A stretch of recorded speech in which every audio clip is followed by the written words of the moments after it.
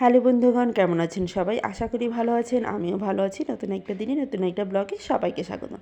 আশা করি ব্লগটা ভালো লাগবে। ভালো লাগলে লাইক কমেন্ট শেয়ার দিয়ে আমার পাশে থাকবেন। আজ সকালবেলা ঘুম থেকে উঠেই স্নান করে নিয়েছি। এত গরম ছিল, আমি আর সহ্য করতে পারছিলাম না। সারা শরীর পোড়াচ্ছিল, দেখা যাচ্ছে এত বাজে অবস্থা। তার জন্য আমি সকালবেলা ঘুম থেকে উঠেই আগে স্নান করে তারপরে বাকি অন্যান্য সব কাজ করার জন্য চলে আসলাম।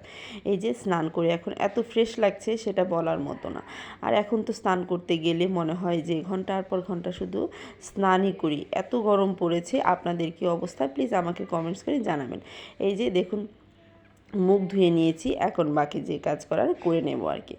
আর এই যে ছেলে তার খেলা করার জন্য ব্যাগ থেকে এই খেলনাগুলো নামিয়ে নিয়েছে। আর এখন ও কয়েকদিন ধরে এই খেলনাগুলোর প্রেমে পড়ে গেছে। এই খেলনাগুলো দিয়েই সবসময় খেলাধুলা করে। খাওয়ানোর সময় হয়ে গেছে, এখন ওকে খাওয়াবো।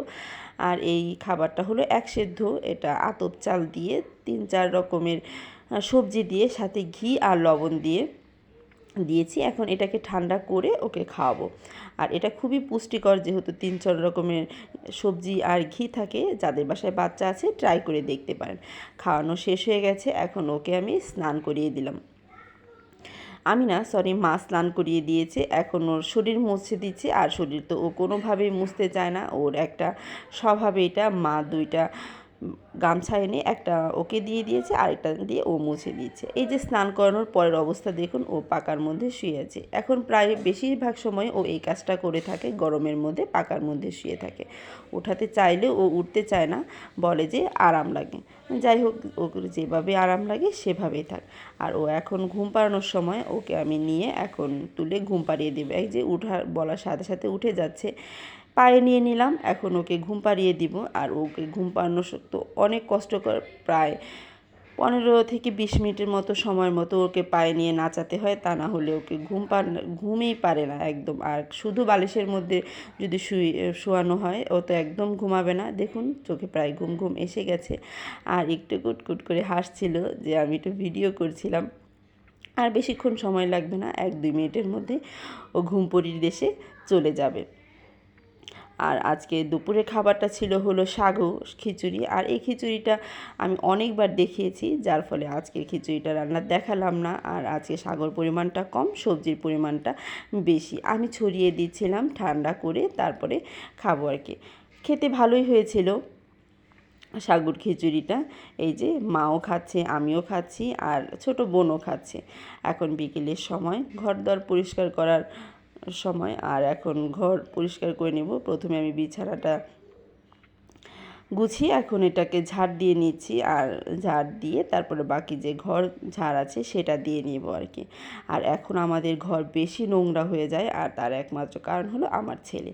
এত পরিমাণ নোংরা করে, আর এত পরিমাণ বালু, বাহিরে গেলে বাহিরের থেকে বালু নিয়ে আসে, ইট নিয়ে আসে, পাথর নিয়ে আসে, না আনতে দিলেই একদম রাগ করে বসে থাকে, আসতেই চায় না। আর মা আর বোন সবাই মিলে এখন ছাদে যাচ্ছে। আমিও এখন একটু পরে ছাদে চলে যাব, ঘরটর ঝাড় দিয়ে তারপরে ছাদে যাব। আর এখন সন্ধ্যা হয়ে গেছে, সন্ধ্যার কিছুক্ষণ সময় আগে, অনেকক্ষণ ভরে আমরা ছাদে থাকবো। কারণ বাইরে দেখলাম প্রচুর বাতাস, একটু বাতাস লাগিয়ে আসি, তারপরে বাসায় আসবো আর কি। আমি এখন ঘর ঝাড় দিয়ে নিয়েছি, আর মা আর বোন অলরেডি চলে গেছে। আমি এখন হাতটা সাবান দিয়ে ধুয়ে নিলাম, রান্নাঘরের লাইটটাও বন্ধ করে নিলাম, তারপরে কি ছাদে চলে যাব। ছাদের থেকে এসেছি, আর যতই ছাদ থেকে আসি ঘরে আসার পরে তো প্রচুর পরিমাণ গরম, তাই ভাবলাম যে একটু ট্যাঙ্ক গুলিয়ে খেয়ে নিই। আর একদম সরাসরি ফ্রিজের জল। ছেলে অবশ্য চেয়েছিল ট্যাঙ্ক দেওয়ার জন্য, আমি ওকে ঠান্ডা জলের মধ্যে হালকা করে ট্যাং মিশিয়ে দিয়ে দিয়েছি। কারণ অনেকেরই আছে ট্যাং খেলে কিন্তু ঠান্ডা লেগে যায়। যদি ছেলেকে কখনও খাওয়াইনি, যদি ঠান্ডা লেগে যায়, তাই একদমই পরিমাণে কম দিয়ে ওকে বানিয়ে দিলাম। আর বাকিটুকু আমি নিয়ে বানিয়ে খাচ্ছি। মা আর বোন যদি খায় তাহলে খাবে, তা না হলে আমি সবটুকু খেয়ে নেব। আর এভাবে চিনি তো আর বোতলের ভিতরে দেওয়া যাবে না, তাই আমি প্রথমে একটু এই যে গ্লাসের মধ্যে চিনিটা গুলিয়ে তারপরে আমি বোতলের মধ্যে দিয়ে বোতলসহ ঝাঁকিয়ে নেব। এই যে আমার ঝাঁকানো শেষ হয়ে গেছে, এখন খেয়ে নিলেই হবে। আর খেলে অনেক ভালো লাগবে, গরম পড়েছে।